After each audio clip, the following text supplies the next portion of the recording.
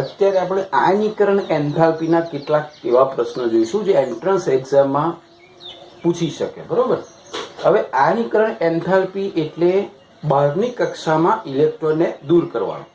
થોડી ઘણી માહિતી આપ સૌને ખબર હશે કે બહારની કક્ષામાં આવી રીતે 2 કે 3 ઇલેક્ટ્રોન હોય. પહેલો ઇલેક્ટ્રોન દૂર કરવામાં આવે એટલે કે એને ડેલ્ટા IH1 કહેવામાં આવે છે. ઘણી વખત આને IE પણ કહેવામાં આવે છે અને ઘણી વખત એને IP પણ કહેવામાં આવે છે. Ionisation potential, ionisation energy. બરોબર. એટલે તમારે બધા શબ્દો યાદ રાખવા પડશે. આયોનાઇઝેશન પોટેન્શિયલ એટલે આયનીકરણ એન્થાલ્પી છે, આયોનાઇઝેશન એનર્જી એટલે આયનીકરણ એન્થાલ્પી, અને ડેલ્ટા IH1 એટલે એને પણ આપણે આયનીકરણ એન્થાલ્પી કહીએ છીએ. તો આપ સૌ જાણો છો પછી એક દૂર થઈ જાય એટલે જે બીજો આવે, બરોબર, તો આના 1 કહી શકાય. પછી આવશે ડેલ્ટા IH2 જેને IE2 અથવા તો IP2 પણ કહેવામાં આવે. ત્રીજો ઇલેક્ટ્રોન દૂર થઈ જાય એને કહેવાય delta IH3, IE3, IP3. Clear? અને આપ સૌ એ પણ જાણો છો કે આના કરતાં આનું મૂલ્ય વધારે જ હોય. આના કરતાં આનું મૂલ્ય વધારે હોય. એનું કારણ શું? એક ઇલેક્ટ્રોન દૂર થઈ જાય એટલે અસરકારક કેન્દ્રીય વીજભાર વધે, એટલે ઇલેક્ટ્રોન અંદર જાય, સંકોચાય.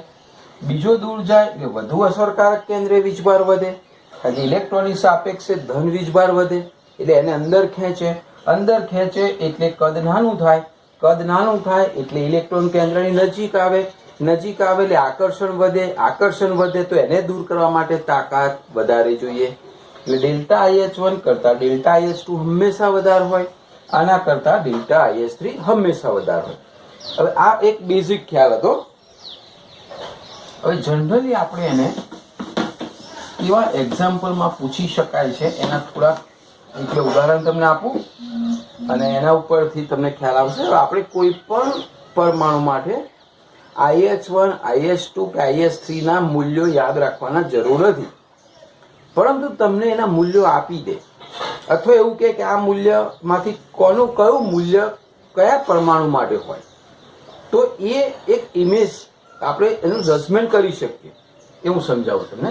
ચલો આપણે સમૂહ 1, 2, 3 ની આયનીકરણ એન્થાલ્પી વિશે થોડી ચર્ચા કરીએ. સમૂહ 1 માં આપ સૌ જાણો છો કે અહીંયા બહારની સાઈડ કોઈ નિષ્ક્રિય તત્વ હશે, બરોબર, અને પછી અહીંયા એક ઇલેક્ટ્રોન હશે એટલે આની રચના આવી હશે નિષ્ક્રિય NS1. બીજો અહીંયા ઇલેક્ટ્રોન હશે, અહીંયા પણ કોઈક નિષ્ક્રિય હશે અને પછી NS2. આ બીજા સમૂહની ઇલેક્ટ્રોન રચના. ત્રીજા સમૂહ એટલે કે 13મો સમૂહ, આપણે ત્રીજો નહીં કહીએ પણ 13મો સમૂહ કહીશું, તો એમાં પણ અહીંયા નિષ્ક્રિય હશે અને અહીંયા આવશે NS2 NP1. બરોબર. એટલે આ એક પહેલા સમૂહ, આ બીજા સમૂહમાં, 13મા સમૂહમાં 2 અને 1, 3 આવી રીતે 12 ઇલેક્ટ્રોન હશે. ટૂંકમાં સમૂહ 1 માં 1 ઇલેક્ટ્રોન, 2 માં 2 અને 13 માં 3 ઇલેક્ટ્રોન. હવે જનરલી અહીંયા જે તત્વ છે, આ તત્વ એમાં પહેલી જે છે ડેલ્ટા IH1, પછી delta IH2, delta IH3, delta IH4. બરોબર. આપણે આને IP1 પણ કહેવાય, IP2, IP3, IP4. કેટલીક બુકોમાં IE1 આપેલું હોય, IE2, IE3, IE4. બરોબર. તો આમાંથી કોઈ પણ વસ્તુ તમને આપેલું હોય. હવે આ મૂલ્ય અત્યારે હું તમને જે લખવા જઈ રહ્યો છું, તમને સમજાવી રહ્યો છું, એ આશરે છે, પરફેક્ટ નથી.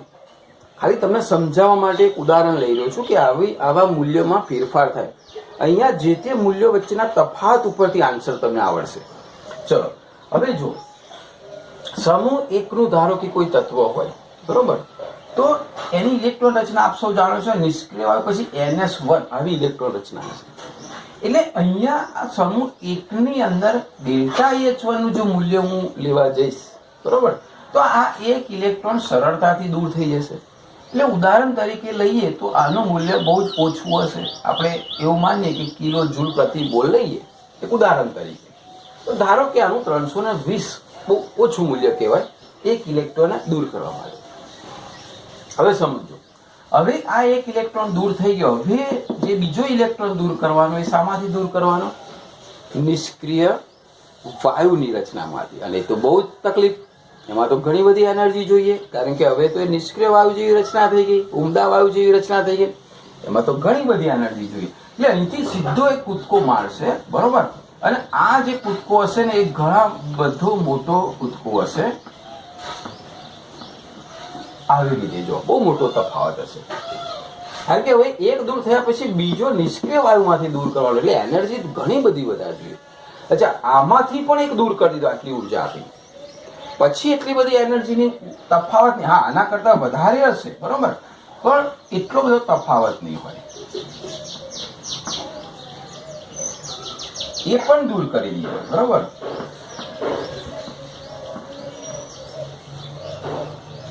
ક્લિયર?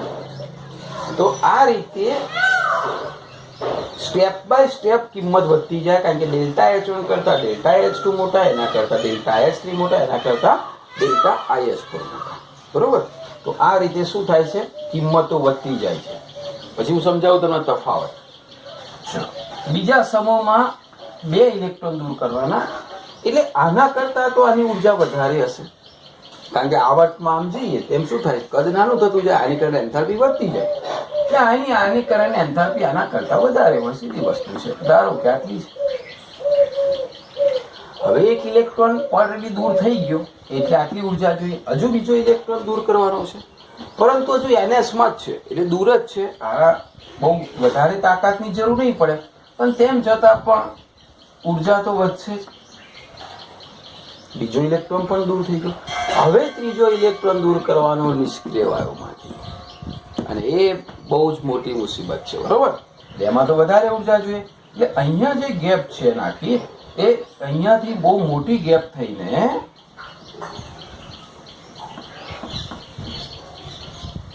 આવી ગેપ થઈ જશે, બહુ મોટી ગેપ. જો હવે આમાંથી પણ એક દૂર થઈ ગયો, પછી ભલે આથી વધારે હોય પણ એટલી બધી ગેપ નહીં હોય, બરોબર. બધા આંકડા આશરે લખું છો બધા, ખાલી તમને ધ્યાન રહે એટલા માટે. હવે આ સમૂહની વાત કરીએ તો 13મા સમૂહની અંદર આ ઇલેક્ટ્રોનને દૂર કરવાનો છે, એટલે આના કરતા તો વધારે ઉર્જા જોઈશું, બરોબર. આ દૂર થઈ ગયું, હજુ આમાંથી એક દૂર થશે, એટલે આના કરતા ઉર્જા વધારે જોઈશું. હજુ આમાં એક ઇલેક્ટ્રોન છે, એને પછી દૂર કરીશું, એટલે એના કરતા પણ ઉર્જા વધારે જોઈશું. હવે ચોથો ઇલેક્ટ્રોન જ્યારે દૂર કરવાનો થાય ત્યારે તો નિષ્ક્રિય વાયુ થઈ જાય, એની ઉર્જા તો ઘણી બધી જોઈએ.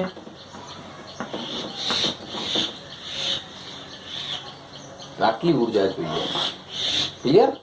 બરોબર. આનો અભ્યાસ કરી લો તમે કેવી રીતે આંકડા લખ્યા છે અને કેમ આંકડા ક્યાં કેવી રીતે વધેલા છે.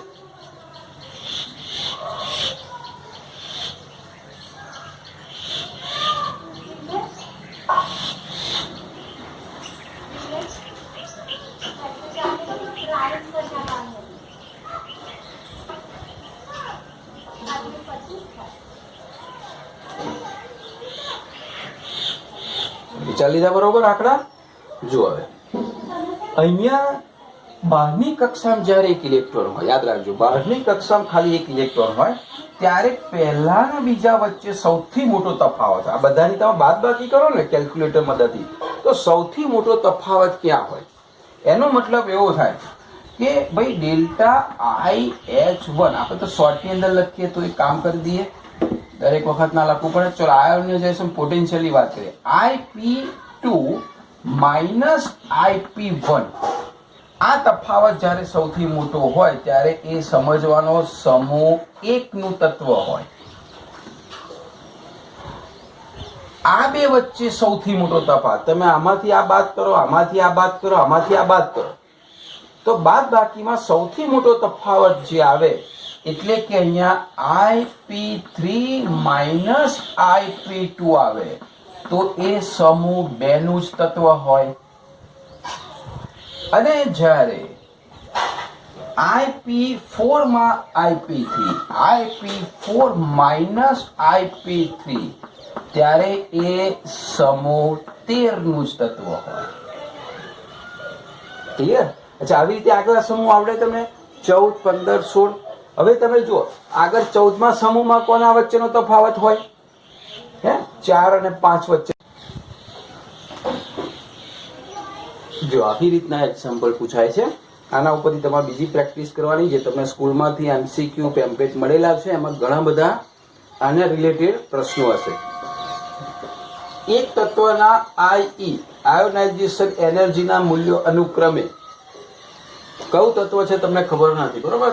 મૂલ્ય આપેલા છે 7.1, 14.3, 34.5, 46.8 અને 162.2 ઇલેક્ટ્રોન વોલ્ટ.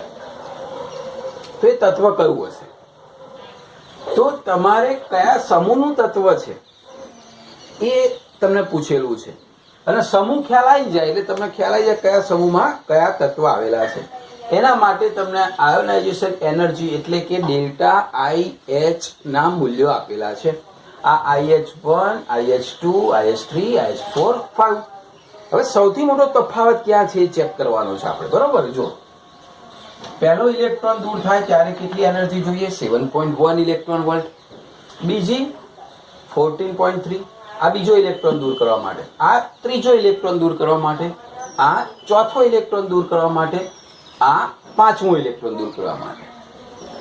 હવે અહીંયા વચ્ચે તમે બાદ બાકી કરશો અથવા તમે નજર મારશો ને તો સૌથી મોટો તફાવત ક્યાં જોવા મળે? ઓબ્વિયસલી અહીંયા. હા, અહીંયા બબ્બે રકમના તફાવત છે ને અહીંયા તમે જુઓ કેટલો મોટો તફાવત જોવા મળે છે. તો આ તફાવત સૌથી મોટો છે. આ તફાવત એનો મતલબ એવો થયો, પહેલો ઇલેક્ટ્રોન સરળતાથી નીકળશે, બીજો સરળતાથી નીકળશે, ત્રીજો નીકળશે અને ચોથો નીકળશે. પાંચમો સરળતાથી નીકળશે નહીં. એટલે 4 ઇલેક્ટ્રોન સરળતાથી નીકળે પછી નિષ્ક્રિય વાયુ જેવી રચના આવે. તો 4 ઇલેક્ટ્રોન સરળતાથી નીકળે એટલે પહેલો સમૂહ પહેલો ઇલેક્ટ્રોન, બીજો સમૂહ બીજો ઇલેક્ટ્રોન, 13મો સમૂહ ત્રીજો ઇલેક્ટ્રોન, 14મો સમૂહ ચોથો ઇલેક્ટ્રોન. 14મા સમૂહનું તત્વ કયું?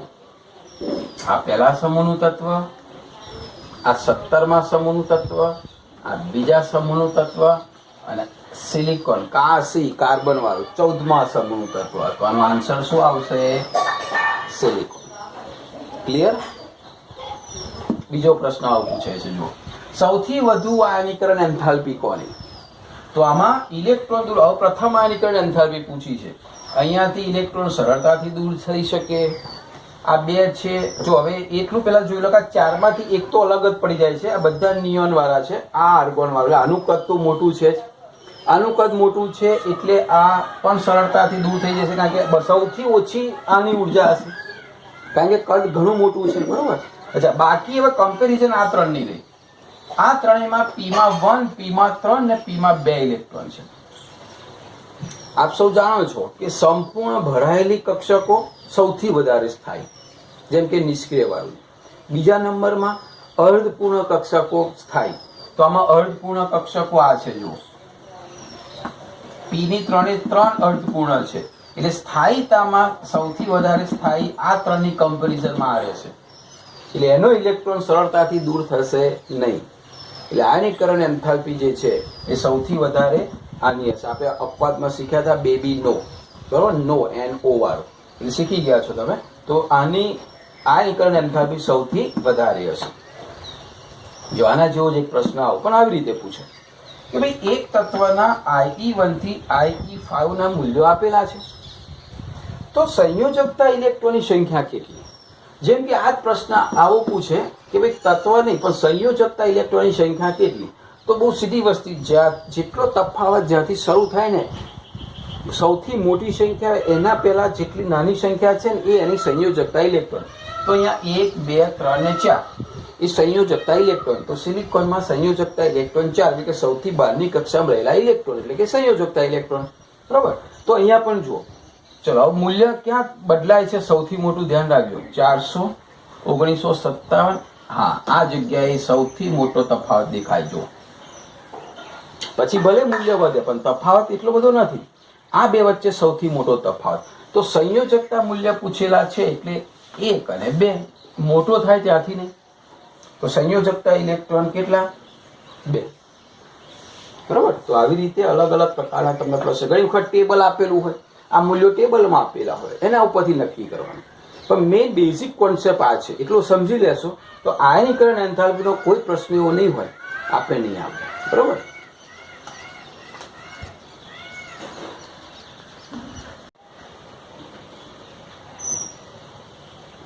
બીજો વિદ્યાર્થી મિત્રો એક અગત્યનો પ્રશ્ન, એ ઝેડ ઇલેક્ટ્રોન રચના ઉપર આધારિત છે અને 21 થી 30 જે ઝેડ છે એ તત્વો માટે ઘણી વખત પૂછાય છે પ્રશ્ન અને અલગ અલગ રીતે પૂછાય છે. એ આપણે ચેક કરીએ.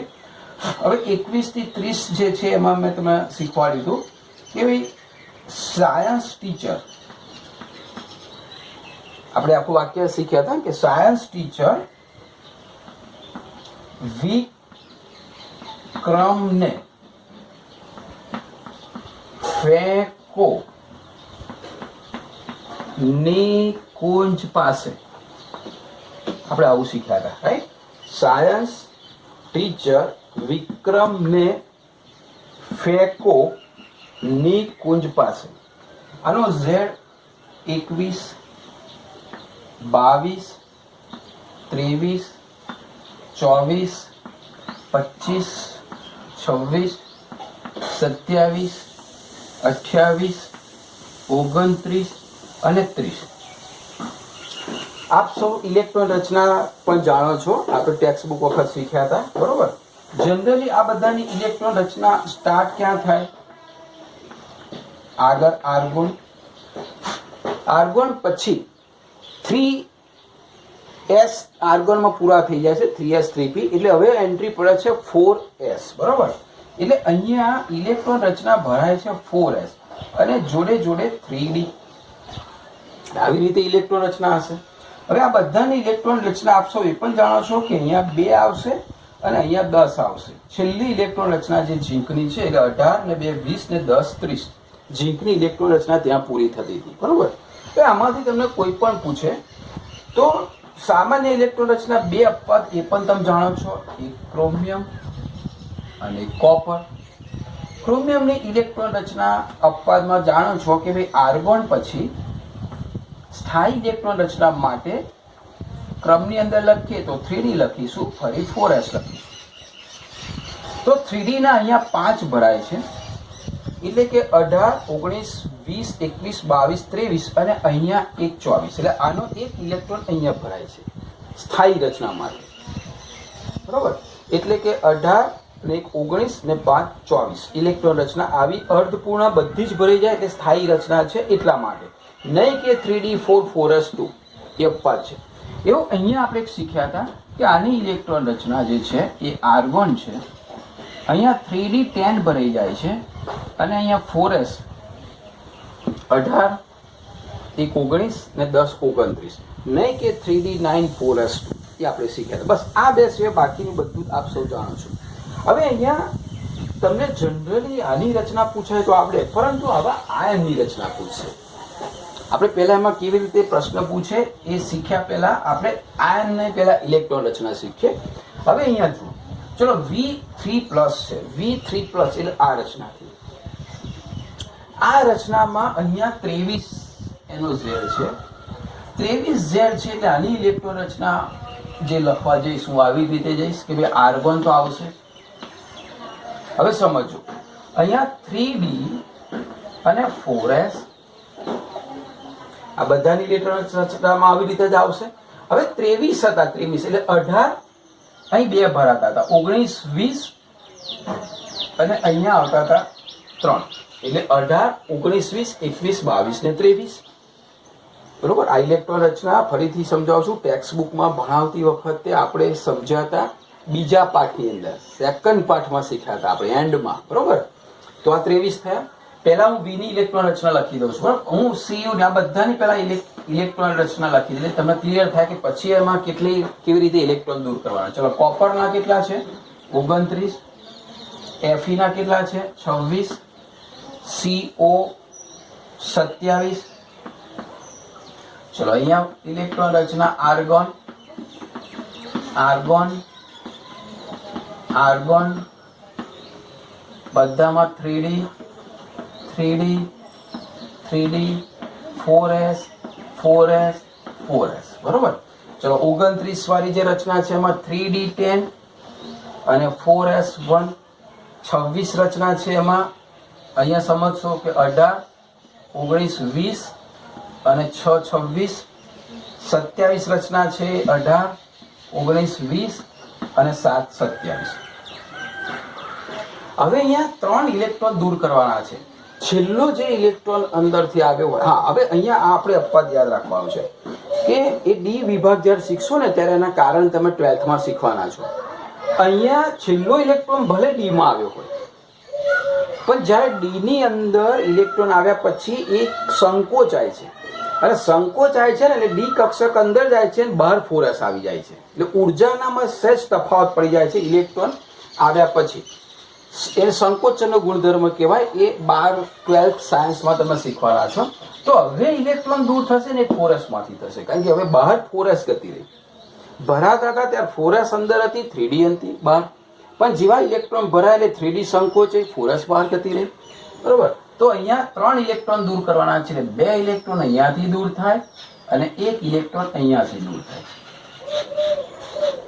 એટલે આ જે રચના લખીને મેં કોની લખી V3+ ની રચના લખી. અહીંયા 1 ઇલેક્ટ્રોન દૂર કરવાનો છે તો એ 1 ઇલેક્ટ્રોન કોનો દૂર થશે 4s. અહીંયા 5 ઇલેક્ટ્રોન દૂર કરવાના છે. સમજો 5 એટલે 2 ઇલેક્ટ્રોન આના દૂર થશે અને 3 ઇલેક્ટ્રોન આના દૂર થશે એટલે અહીંયા કેટલા થયા 3. અહીંયા 2 ઇલેક્ટ્રોન દૂર કરવાના છે એટલે આ 2 ઇલેક્ટ્રોન દૂર થશે. પહેલો પ્રશ્ન. હવે ઇલેક્ટ્રોન રચના પૂછે તો આ રીતની આવે. બીજું તમને પૂછે છે ચુંબકીય ગુણધર્મ. આની હતી ઇલેક્ટ્રોન રચના. આ વખતે નીટમાં પ્રશ્ન પૂછ્યો છે તો એમાં એનો ચુંબકીય ગુણધર્મ પૂછે છે કે ચુંબકીય ચાક માત્રા કેટલી. આ વખતે એવો પ્રશ્ન પૂછ્યો તો ચુંબકીય ચાક માત્રાનું સૂત્ર પણ તમે 12th માં શીખશો. પણ જનરલી તમને કહી દઉં કોની વધારે ને કોની ઓછી બરોબર. તો ચુંબકીય ગુણ જે છે કેવી રીતે તો અયુગ્મિત ઇલેક્ટ્રોનની સંખ્યા ઉપર હોય. અયુગ્મિત ઇલેક્ટ્રોન બરોબર. એમાં તમારે 3D આ બેની દોરવાની જરૂર નથી. 3D ની તમે દોરશો 1 2 3 4 5.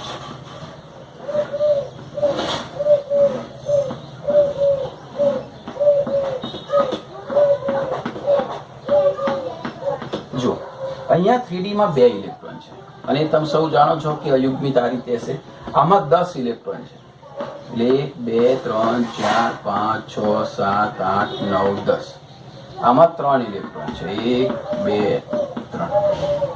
આમાં કેટલા છે 7 ઇલેક્ટ્રોન છે. 7 એટલે પેલા એક એક ભરી દઈએ 1 2 3 4 5 6 7. હવે જો ચુંબકીય ગુણધર્મ જો તો અયુગ્મિત ઇલેક્ટ્રોનની સંખ્યા આ કોના ઉપર આધાર રાખે અયુગ્મિત ઇલેક્ટ્રોન. આમાં કેટલા છે 2, આમાં કેટલા છે 0, આમાં કેટલા છે 3, આમાં કેટલા છે 3. જેટલા અયુગ્મિત ઇલેક્ટ્રોન વધારે એની ચુંબકીય ચાક માત્રા વધારે બરાબર. તો આ સૌથી ઓછી એટલે કે અહીંયા તો 0 જ હશે કારણ કે અયુગ્મિત ઇલેક્ટ્રોન એક પણ નથી. અને આ બેની સૌથી વધારે કારણ કે અયુગ્મિત ઇલેક્ટ્રોનની સંખ્યા વધારે છે બરોબર. આ વર્ષે જે પ્રશ્ન પૂછ્યો તો ચુંબકીય ચાક માત્રાની ગણતરી હતી બરોબર. એનું સૂત્ર હું તમને આપીશ અને 12th માં શીખવાના જ છો તમે ઓલરેડી ડી વિભાગ શીખશો ત્યારે. તો આ રીતે પ્રશ્ન પૂછાય છે ડી વિભાગમાં ઇલેક્ટ્રોન રચના અને ચુંબકીય ચાક માત્રા.